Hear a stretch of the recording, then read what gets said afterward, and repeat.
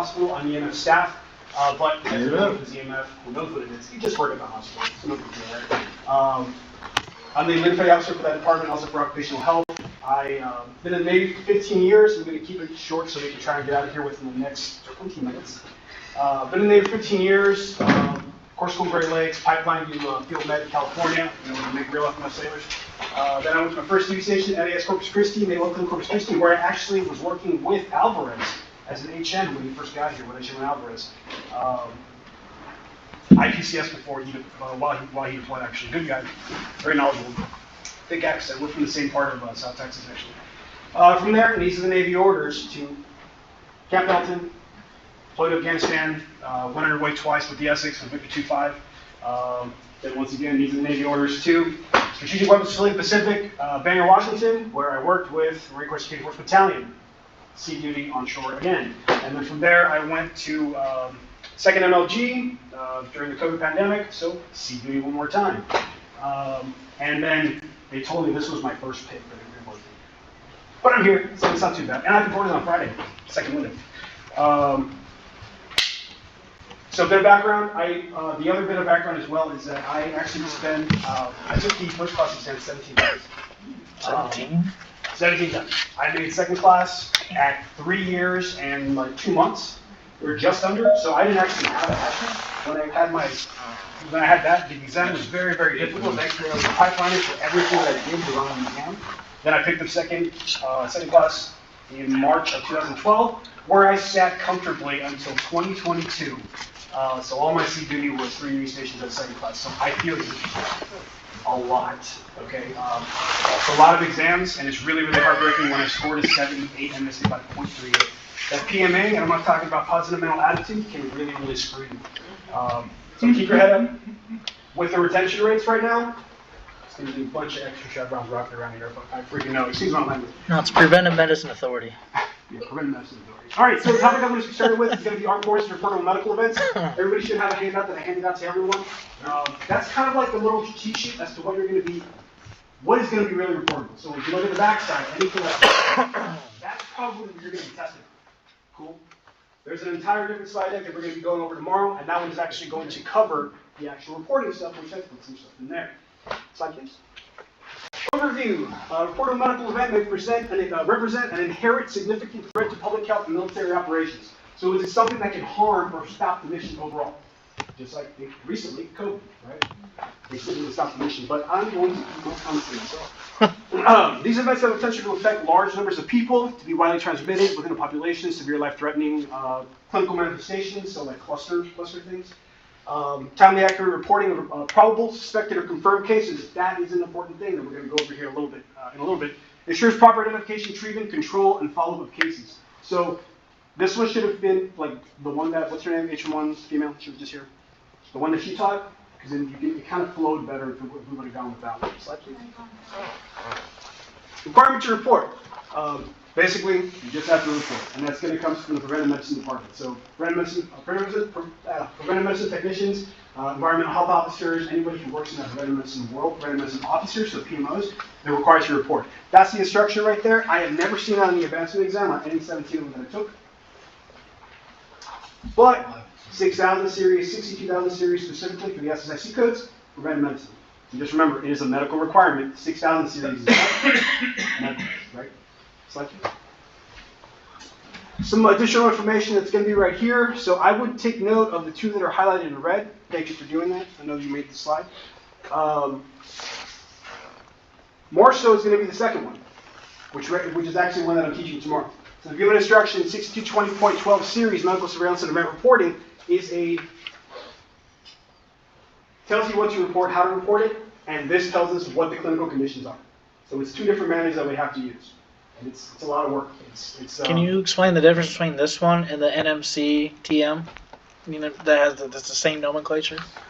Because one's the tech manual and one is... Yes, there's two different ones. So there's the tech manual itself is like the guidelines is how to do it. So the tech manual, technical guide, TG, TM, just like the Army does. This just gives you what you have to look for. The guide tells you what you're supposed to do. Right, so everybody should know, like, you have your instruction, then you have your DOD-M or like SecNav-M, you know, things like that. So like it's just like tiered down into what. You know what we're talking about, right? You guys know what we're talking about? So on the bibs, you'll have both of these reference. You have the NMC PHC TAC TM, which is 6220.12, and then you have the UMED instruction 6220.12 series. So you're saying one is just the overview and one is the guide on Yes. what you're supposed to do. That's the one that we're actually going to be going over tomorrow. So that instruction is like 3 pages. That's it. It doesn't tell you anything. It just says, hey, you have to report. The technical guide, which is now named Marine Corps Force Self-Protection Command Technical Manual, different one that's going to be in your bib, so don't worry about that. It's going to tell you the actual steps. Like the malaria prevention manual. Yes. There's like the malaria one, which is like 2 pages, BUMED instruction, and then you have your actual tech manual, which is like the little fun-sized pocket field books at the beginning. Slide, please. These are going to be criteria to decide whether a diagnosis or condition should be reported or not. But I gave you guys your little cheat code of what's supposed to be reportable, which is pretty great, right? Is there a clear case definition? Like, do you know that this is what it is? Do you have a BULO, which is like, you know, plague, bubonic plague? Do you have something that's very specific, like cutaneous, something that's obvious that you can see, right? Are there any kind of control or prevention measures that can be put in place? So, social distancing, one of the easiest things you could really like, kind of like do it, because we were all in since all that happened, right? So that was one of the things that a control, an administrative slash, was it mechanical control that you can, or administrative and mechanical control that you can actually implement for that right there. Things to really think about, like, is it really going to affect public military health? Is the mission going to stop if we don't report this, like, ASAP? That's really kind of how you got to look at it. Slide, please. Those are some very, very specific things, obviously, because they're highlighted in red. So case definition, that's just going to give you your specific clinical, laboratory, and other criteria that must be met for the disease condition to be reportable. So, skipping down to the bottom part, suspected, probable, and confirmed. There's another slide that's going to give a little more information. But, can anybody tell me what is required for you to say that you have a confirmed case? Anyone? Labs. Labs. No cheating. You're a PNC too. Don't be cheating. But that's what you need. Actual studies, right? Suspected is that you think that, hey, this might actually be what it is because someone is coughing and XYZ, right? Probable means that you have more of an epidemiological consensus, like more people are showing up with the same thing. The pattern, because you were bit with something, is actually turning into like, I don't know, like, not starry, but there's more obvious signs, basically, to keep it short. Slide, please. As it is right there. Early identification, which is like you go to sick call because you think you got something. Probable is because there are, as you're being told more, as you look at their history, inside of, well, now Genesis, there's more information. There's more of that meat and potatoes. It's just like, hey, this guy actually, I use guy as a gender neutral point. I'm really trying my best to do that. There's more things, more elements as to what is actually like, what you're trying to pinpoint. Like a game of trying to figure out like what it is that you're working with. And then confirmed, that's going to be when it's the most specific. Like, yes, I was bitten by a tick, I took it off, and now I have this pinpoint, like, bite on me. And now I think I have Lyme disease. That's pretty specific, right? Like, you have a picture, you have confirmation, and you have laboratory studies to ultimately validate that you actually have a confirmed case. Slide, please. One thing to remember, if you see it on the exam, do you report HIV through DRSI or NDRSI? You may be seeing it that way. The answer is no. And to expound on that, DRSI is Disease Reporting System Internet. Disease Reporting System Internet. I remember that one as well. Thursday. Now we're going to go through a couple of those cases, and if you take a look at the back side of that page, a lot of these are going to really like tack on to what it is that you're really looking for. And there's a lot, right? There's what, like 50, maybe if not more on that list. There's a whole bunch. But you don't really got to worry about a lot of them because a lot of them you don't have to report immediately. The ones that you really have to think about are going to be what you have to report within 24 hours or as soon as possible. One good point that H1 Stanway made before is that typically whenever you look at your instructions, so this one for example, always go to the beginning because they'll show you what changes were made. That's kind of like one of the things that they do when it comes to directives management. So just kind of look at it that way too. Oh, maybe that was added. Chikungunya was added. Maybe that might actually be important. Let me write it down. So amoebiasis, entoamoeba, histolytica, so amoebas, worms, nematodes, I believe. Those are your signs and symptoms right there. Anthrax, bacillus anthracis, I know you guys heard it literally about an hour ago. I would remember that. I would remember bacillus anthracis. In 17 exams, it was on 17 exams. Listen. So it's going to be... Sorry, I wanted to hit on the changes thing real quick because I noticed this PowerPoint doesn't have it on there. That I want you to go back and look at. This was just updated in 2022. Does anybody know why it was updated in 2022? To include COVID. Include COVID. So please go back and look at that summary of changes pages on the instruction to see what. There's not very much that gets added each time. Just pay attention to that page on top of your studying for that chapter. Thank you for that. Yeah, that's very true because right before COVID started, chikungunya was actually starting to become and show itself with the, I can't remember the name of it, hydrocephaly, I think, where babies being born with really small heads. Microcephaly, yeah. There's some really inappropriate memes that we see blowing up a baby. It's all kinds of like really weird. I need to get on break. So there's different kinds of anthrax, and is anybody from like the Midwest where there's like a lot of cattle and things like that? So raise your hand. So yes. Anthrax is here. It's naturally occurring because it comes out from hides. It's usually in the soil. Hides and livestock.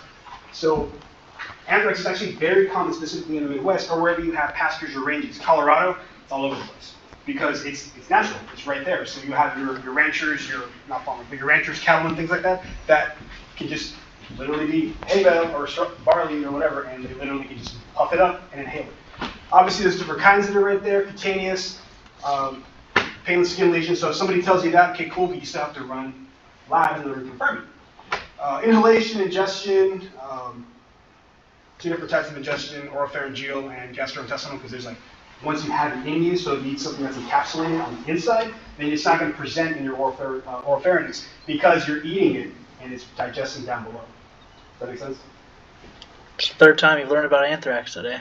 Meningeal, basically you're going to be looking at meningitis. And for this one, the only way that you're going to find out is via spinal tap.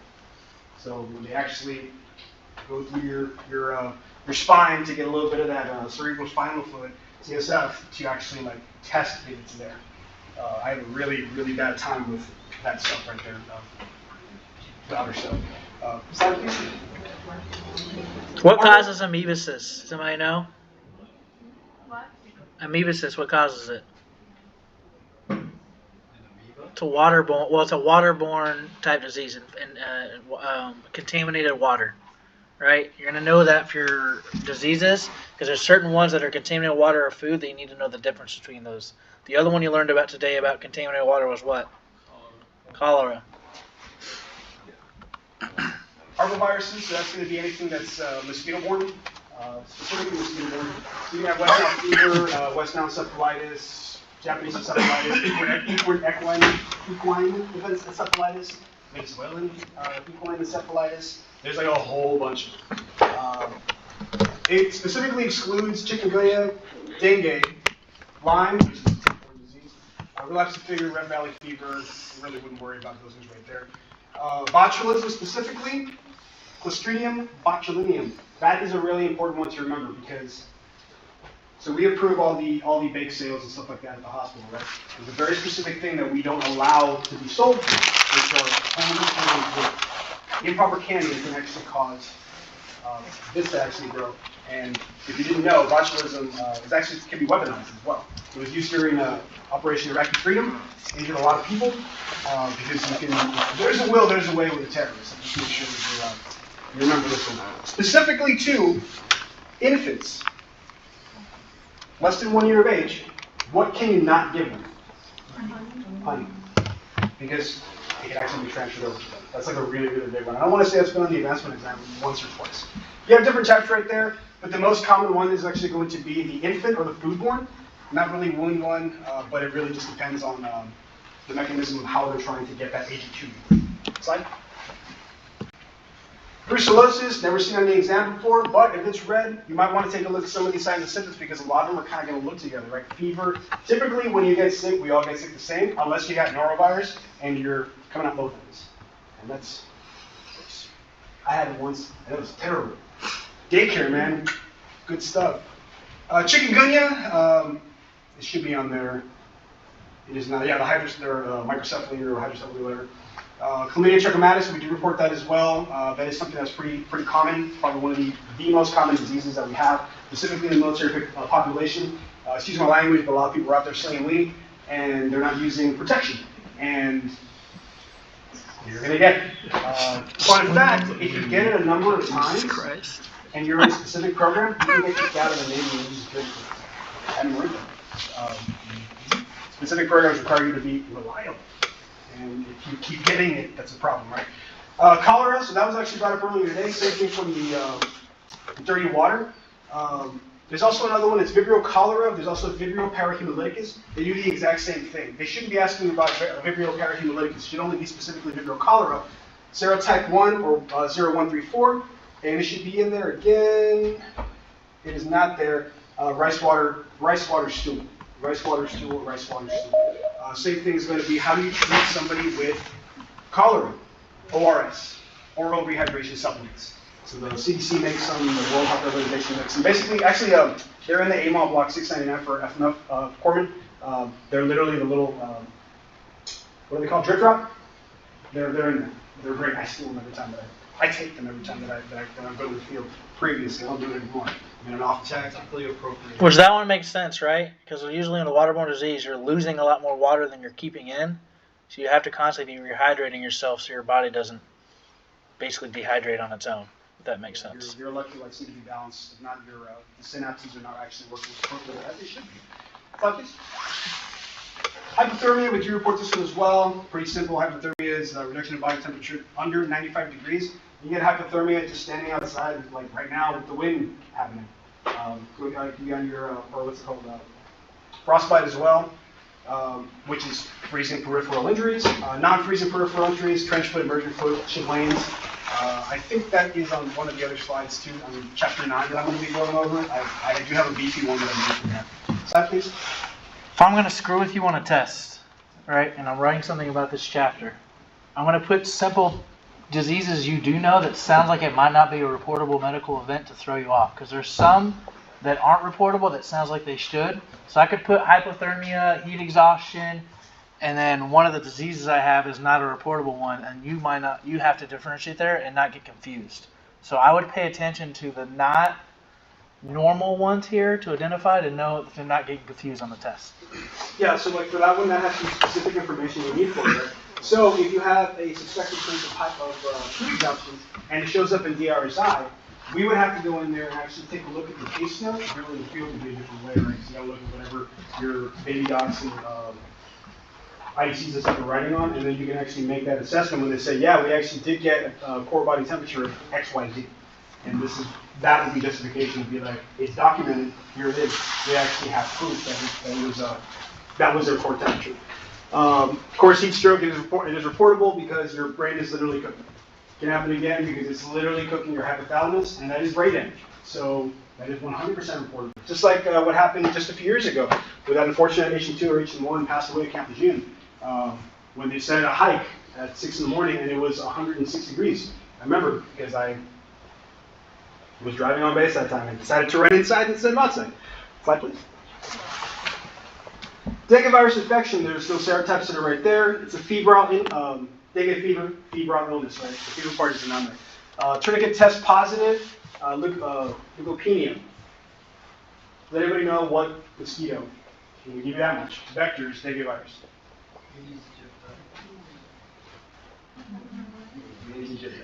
And Aedes albopictus. Just remember Aedes. All right. If you ever think of West Nile fever or dengue, think of a pyramid. The yellow fever, pyramid, Aedes, Egypti, because the sand is yellow. Dengue, Africa, Egypt. You can find it in the south as well, like Central America and below.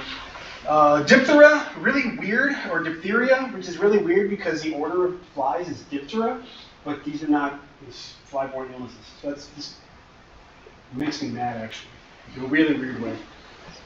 We do actually get our vaccine for that, tetanus and diphtheria vaccine.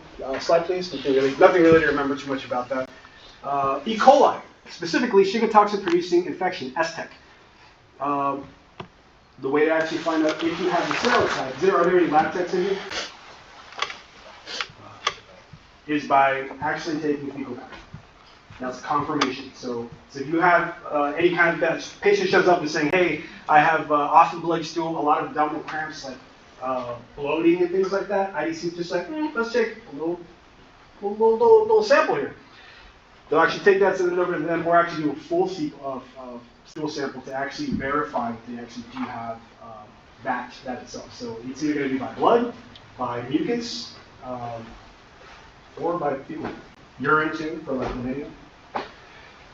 Ehrlichiosis, I don't think I've seen this one before. I may have seen it on there before. I always just remember that the really weird ones and Lyme disease are typically tick-borne. That's the only way that I really can remember that myself, and I've gotten them right. So, slide please.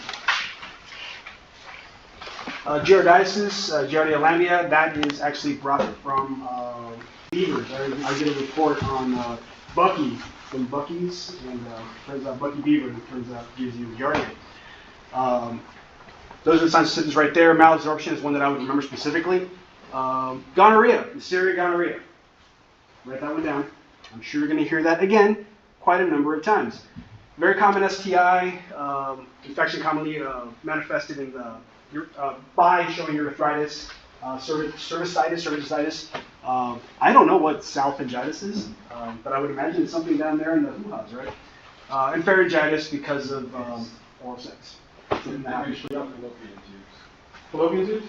Thank you. Yeah, I've never actually known what that one was because it's pretty not common. Typical treatment for that is you treat before the results even come out, depending on the SOP for the facility. But I'm not going to get into details because this place is a lot different than a lot of other places. Slide, please. Hantavirus, brought up by, what's it called, rats. Lyme disease, Borrelia burgdorferi. I remember this one as well because you're going to get the bullseye rash. Patient presents with bullseye rash after going on a hike. It's around his back or it's around his waistline because ticks do this thing called questing, so they're trying to catch onto you so they can get on you. This is actually spread over by the deer tick or the black-legged tick. But they have to be on you for about 24 hours, so if you don't feel a tick biting you for 24 hours, I don't know what to tell you. But whatever you do for those, it does have to be reported. If you ever have to do anything like that, just make sure you don't put a cigarette near it or put flames to it because it's just going to vomit into you and give you the disease faster. So don't do any of that. Malaria, there's 5 different kinds of Plasmodium species. Obviously, does everybody know malaria is vectored by? The Anopheles mosquito, correct. The males don't bite you, it's actually the females. We're going to go over this either tomorrow or the day after tomorrow. The females just require a blood meal for their eggs to completely, to develop. So the male mosquitoes just floating around, drinking nectar, getting high. Then they go and have sex with the mosquitoes, which is really weird to look at. And then they, the female requires a blood meal to feed them. If they have them, they can actually transmit to you by just as simple as actually by feeding on you for just a little bit. Mosquitoes have this really gnarly thing called proboscis, and they're actual like biting parts, and it basically is designed so you don't know that it's going inside of you until you either start feeling it or obviously you see it. It's pretty gnarly. I'll see if I can get a picture of that because there's like 10 different parts in the little mounds. I love that. It's pretty cool. But for this one specifically, that one is a pretty high in certain endemic areas. But if you can tell, we don't really report it immediately because in the States it's not something that we typically have. We have to report it fast. When it's not something that we typically have here, we usually just get travelers in malaria. I've had like 4 people since I've been here that have gotten malaria because of traveling without chemoprophylaxis. So please. Haemophilus influenza, so specifically a specific type of flu. And we're going to go straight into Hep A and Hep B, the lazy bee. You go to college town and somebody dressed in a bee costume is typically an STI. But the biggest thing to remember about the hepatitis, hepatic syndromes, jumps to the liver. So it could also be, if you're like chronic, chronic alcoholism can actually present to that as well and make you more susceptible to get these diseases. Because if you're also drinking a lot, you're probably going to make some pretty questionable decisions, right? I know I have years ago, but that's just me. Laboratory confirmed case for Hep A, it's 15 to 50 days before the onset of symptoms. So you can start showing this in your blood prior to you actually showing signs and symptoms, just like HIV. That's why whenever you go like on your way and they're like, hey, test me immediately because we're about to report at home. I want to go see my wife or my husband.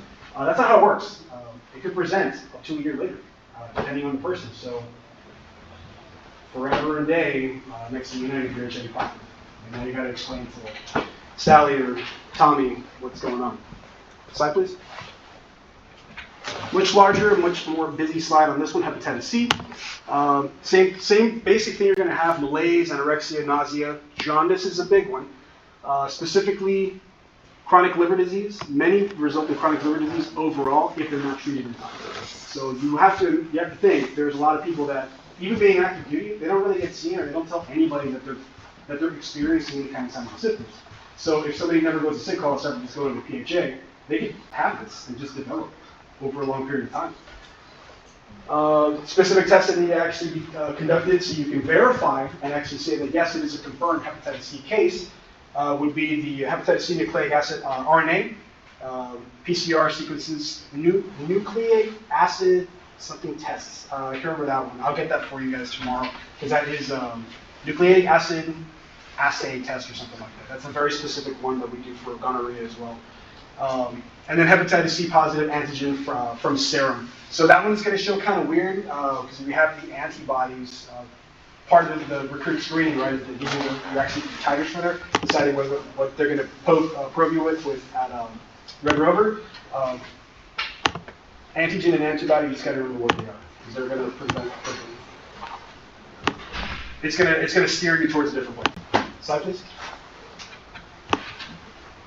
Measles, that is very reportable. There's a couple of recent cases that are happening right there. Generalized macular purple rash lasting 2 to 3 days. Meningococcal disease, that happens a lot in college towns, close quarters, so being in bricks and stuff like that, being on ship, unfortunately. Meningitis ultimately is what happens. Think of the meningococcal, the meninges, that's your spinal cord, right? So meningitis. Again, it's going to be the spinal cord. Mumps, that's another thing that was happening recently. If anybody watched Brooklyn Nine-Nine, there's an episode where he gets mumps and his face swells up like gnarly.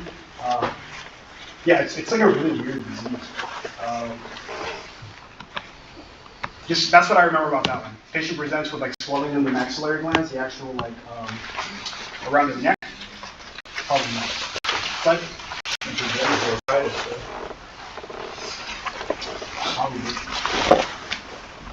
OPT, not IDC. I hate what you hear. Said it on the slide. Norovirus, this was actually really hard to detect because if anybody's ever been on a ship or ever dealt with any kind of norovirus, you got them coming out from here and coming out from here, and you're just feeling all kinds of crap. It actually flows to you really quickly. Within 24 hours, as little as 24 hours, it can be gone. So if you're one of those people that just say, oh man, I'm crazy sick, go straight to sick call and they get seen via fecal matter, and they're going to find out that you actually have that. Pertussis, long-lasting cough. Whooping cough, because it's like a really long-term cough. It's a big thing for children. And plague. One more thing that we did talk about this earlier today. This should be like 2 more slides after this. Bubonic plague, septicemic, pneumonic, and pharyngeal. Pneumonic is going to be the one that's most deadly. Bubonic is a bubo, of course, by the flea, which is transmitted by the roof rat in the Middle Ages. We do have to report that one. It is actually endemic to the Midwest. So if you're ever doing any kind of training over to Wyoming, actually, for example, I did do a training with the DEA over there years back. We actually had to brief the Marines and the DEA, hey, don't mess with the, what do they call them? They're like gophers or whatever, because it actually is in the States. Like, we have it all over the place. Prairie dogs. Prairie dogs, yes, prairie dogs. So, yeah, don't mess with them all. Right? It's like, poliomyelitis, poliovirus, basically your absent tendon reflexes and affected limbs with no apparent cause. So if anybody remembers World War II, FDR, President Franklin Delano Roosevelt, he was wheelchair bound, he had polio. So he wasn't able to walk anymore because he had that, and he lost the sensation of his limbs. And you can't really go back from it. But it's so far, I believe it's been eradicated. here. Cases do pop up here and there.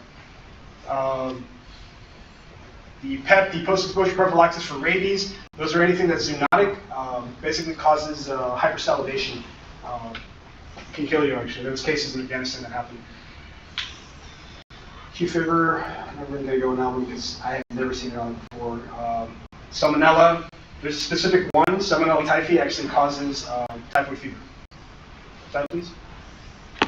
That's how you're going to find out. So when you're looking at your actual system, you're like, oh, Salmonella typhi. Oh, wait, this is actually typhoid fever, not the other one. Not going to get to shigellosis. Smallpox, variola virus. This one is very, very specific because one actually constitutes an actual outbreak. One. That's going to be brought up tomorrow as well. So if you got one person that's probable, that's an outbreak. And that's a big number. Fever, again, it's a febrile one. Deep-seated vessels and pustules in the same development without any apparent cause. So you're going to have to look at their body. If you ever take a look at the pictures, their kids are just like riddled with them. Like it's not a cool thing. Syphilis, Treponema pallidum, Spirochaete bacteria. Treponema pallidum. It's been on every advancement exam that I've taken. Syphilis, occurs complex stages. You're gonna have crazy level 4, I believe. Syphilis is actually like a really weird disease because if you get to neurosyphilis, like Van Gogh actually had Van Gogh, Pablo Picasso, they had neurosyphilis. So like these crazy great artists were going crazy because of their syphilis. Like they were so great because they were syphilis. Pretty gnarly. Like Al Capone is a perfect example. Treponema pallidum. If it comes back positive for Treponema pallidum and you see it anywhere, obviously that's confirmed. That has been on the exam a number of times. Tetanus, Clostridium tetani, commonly referred to as lockjaw. So that's going to be any kind of, we all get our tetanus shot every 10 years, right? But if you like trip over, fall on a rusty nail, or scratch yourself because you're working on an old car or something like that, that one ain't good. And then that will actually determine as well if looking at your MERS or like your actual immunization history is going to let us know if it's actually something that that is what it is or not, because then you can look at that and your actual serotype. Slide, please. Only thing to think about this one: tryptosomiasis, sleeping sickness, transmitted by the TT fly. Makes you drowsy. Really about it. Nothing that I remember. What does the TT fly transmit? African tryptosomiasis, specifically African tryptosomiasis. Chagas as well. Slide. Tuberculosis, different types. There's latent tuberculosis and like active tuberculosis.